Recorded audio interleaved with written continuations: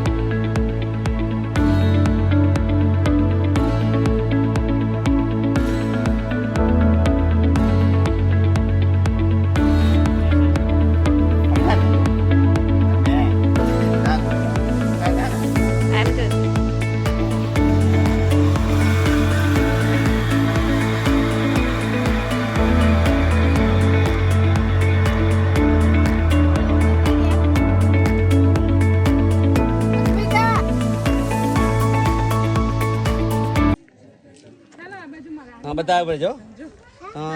हाँ मारी पास आ एक जात से मधमाखीनी અને કહીશું મેલિફેરા આ યુરોપથી આવી છે ઇન્ડિયામાં એટલે એને યુરોપિયન બી પણ કહેવામાં આવશે ઇટાલીથી આવી છે એટલે ઇટાલિયન બી પણ કહેવામાં આવશે આ ગુડ કેરિંગ છે ડંખે ચોક્કસ એટલે તમે કેપ પહેરાવી છે મેં હા પણ દોડી ડંખતી નથી મધમાખી ડરો તો તમને માખી તમને ડંખશે હું આવી રીતે કરું તો પણ મને ડંખશે કારણ કે મધમાખીનો બિહેવિયર હું સમજુ છું જોરથી હાથ હલાવું તો મને પણ ડંખે આ બધી દેખાય છે બધી વર્કર બી છે ઇટ્સ જસ્ટ લાઇક સોલ્જર બધા સૈનિકો છે એમ કહીશું સૈનિકો હુમલો કરે છે કોના પર દુશ્મન પર છે આ બધી વર્કર બી છે આમાં એક મધમાખી હશે રાણી માખી જે બિગ વન હશે જે સૌથી મોટી હશે એક્સ્ટ્રા લાર્જ હશે અને એક જ હશે બોક્સમાં આ બધી વર્કર બીની માં છે અને બધી આ દરેક હેક્ઝાગોનમાં ઈંડા મૂકવાનું કામ હોય તો રાણી મૂકશે અને વર્કર બીનું કામ ફૂલો પતિ પરાગને મધ લાવવાનું રાણી દરેક ફ્રેમ પર ફરતી રહી હા દરેક ફ્રેમ પર ફરતી રહી અને ઈંડા મૂકવાની જગ્યા શોધે એ ઈંડા મૂકશે એટલે વર્કર બી એને પેન દેખાય છે વચ્ચે સેન્ટરમાં બિગ વન છે એ એક્સ્ટ્રા લાર્જ એ રાણી છે રાણીનું કામ હોય છે ઈંડા મૂકવાનું એની egg laying capacity millions of egg છે હોલ યર હોલ લાઈફમાં બોક્સમાં વધારે જીવે તો રાણી જીવશે થોડા પછાડી જજો થોડા પછાડી રાણી વધારે મેક્સિમમ લાઈફ રાણીની છે બાકીની વર્કર બી તો 90 થી 120 દિવસ જીવશે આ છે મધમાખી ભાઈનો મધ વ્હાઇટિશ થઈ ગયું એ હની છે તમે આપે છે કે પેલો કેપ આપજે બેટા કેપ આપજે કેપ છે આ બાજુ હા આપે છે કે પેલો રાઈટ હા હા સફેદ થઈ ગયું એ મધ છે મધમાખી લાવશે તો મધુરસ લાવશે ખાતા વધે સીલિંગ કરી દેશે એ સીલિંગ વાળું હની હું લઈ લઈશ એ પણ બધું નહીં એને ખાતા વધે તેમાં થોડું ઘણું આમાં 1.5 કિલો મધ હશે તમે પકડી શકશો બેન ઉપર ધીરે આ બધા જ ભેગા થઈને બનાવશે તે બધી માખી આ છે અને કહીશું બધી વર્ક કરી દો બેટા પકડશે ધીરે ધીરે અને ટાઈપના તમને મધ એટલા માટે જોવા મળશે અમને બોક્સ ભેગા છે મેં અજમાના ફૂલ પાસે તો મને અજમાના ફૂલનું મધ મળશે એને હું રાઈના ફૂલ પાસે તો રાઈના ફૂલનું મધ મળશે બાવળના ફૂલ પાસે મૂકીશ તો મને બાવળના ફૂલનું મધ મળશે ડિફરન્ટ ટાઈપનો look different colour different medicinal property different taste કારણ કે મધમાખી અહીંયાથી નીકળશે અને હની લઈ આવશે જ્યાં પણ ફૂલ હોય ત્યાંથી લેને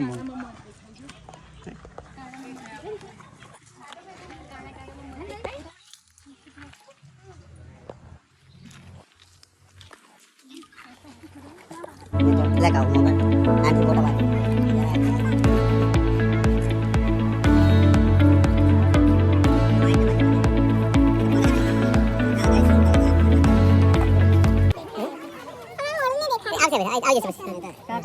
Aku